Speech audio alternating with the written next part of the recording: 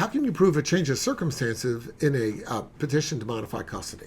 Well, my name is Goldman. I'm the director and founder of Goldman and Associates. Our firm has a primary focus on family law issues here in Michigan. And today we're going to continue our video series designed to educate and inform the public. So please subscribe to our channel. How do you prove a change of circumstances? Well, in order for the change of circumstances to be of the nature where the court is going to reconsider custody, it's going to have to be a big change. The bigger the change, the easier it is to prove. So for example, if you want to say that your child is no longer thriving in school and therefore custody needs to be changed. If your child's averages have gone from an A- to a B+, it's a rather small change. It's going to be hard to prove such a small change. But if your child's school average has gone from an A- to a D+, that's a big change. And it'll be easier to prove that by showing the court the scholastic records, by showing to the court the reports for the last year of what the teachers have said, what is going on. And you could say, hey, there's a big change in circumstances here. The kid clearly needs more supervision at home with respect to homework and all these other things. It's a big difference. Similarly, let's say there's a medical condition. If you want to say that, your child is not thriving in terms of personal health because there's been a weight loss, the child was 120 pounds, now the child's 117, good luck at convincing the court that that is a reason to change custody on a nutritional basis. But if your child has gone from 120 pounds to 90 pounds in the last year, and the doctors are saying this kid is malnourished, you'll be able to come before the court with medical records, with physical evidence, and show the court there's a huge change in circumstances. The court has to take it into account. So when you talk about proving a change in circumstances, you're going to want to prove, if it's a medical thing, you're going to bring medical records, affidavits from physicians, affidavits from the school personnel. If it's about scholastics, you're going to want to bring in report cards and progress reports and other things that show the significant change in circumstances.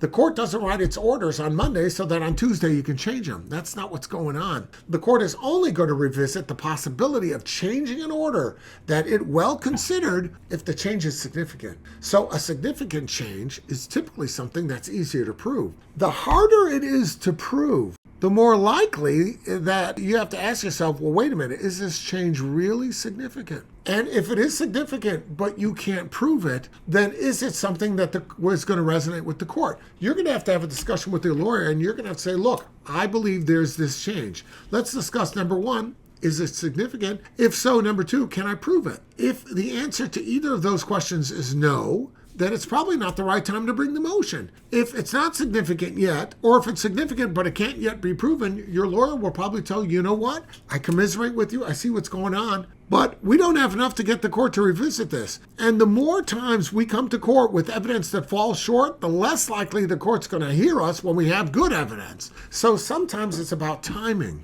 Sometimes it's about waiting until you can actually prove it. Now, just because you can prove it doesn't necessarily mean the court's going to agree with you. But there's a long game to be played here too. So, for example, if the court is aware that you are repeatedly denied parenting time, it doesn't mean that the court's going to switch custody. But still, it's probably important for your lawyer to be filing motions and show causes and asking the court to hold the person in contempt, to fine them, to consider a change of custody if there's repeated violations. Now, the court may not do it the first time, may not do it the second time, but the third time, the fourth time, the fifth time, at some point in time, the court's going to say, you know what? This isn't working. I'm ordering parenting time and you're violating it repeatedly, over and over again. I've been lenient with you before. Now I'm switching around. Now I'm changing custody because this arrangement isn't working. I'm now giving him the custody. You can have the parenting time, and we'll see if he complies. And you know what will probably happen?